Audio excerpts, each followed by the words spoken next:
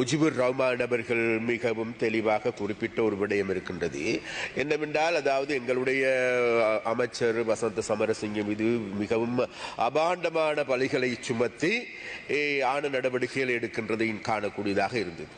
அதனால் நான் முஜிபுர் ரஹ்மான் அவர்களுக்கு மிகவும் தெளிவாக ஒரு விடயத்தை மாற்றம் சொல்லுகின்றேன். ஏனென்றால் முஜிபுர் ரஹ்மான் அவர்களை பற்றி எனக்கு நன்றாக தெரியும். அவருடைய ஆரம்ப காலத்து அரசியல் என்ன எப்படி என்பது நன்றாக தெரியும். அன்றைய காலத்தில் அவ்வாறாக இருந்த அரசியல்வாதி இன்று மிகவும் சீரழிந்து போன ஒரு நிலைமையும் காணக்கூடியதாக இருக்கின்றது. இருந்தாலும் கூட கடந்த காலங்களில் இந்த விசேடமாக நகரசபை தேர்தல் வருகின்ற போது தடார் என்று அவர் பதவி விலகி தான் சென்று அந்த மேயர் பதவியை கைப்பற்றுவதற்காக மிகவும் கங்கணத்தோடு செயல்பட்டதையும் காணக்கூடியதாக. ஆனால் இந்த முறை அவர் காண கிடைக்கவில்லை.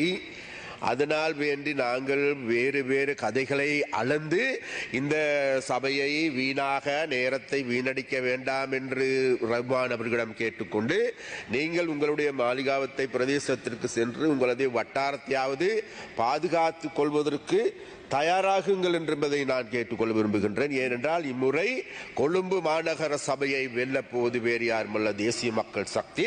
அதனுடைய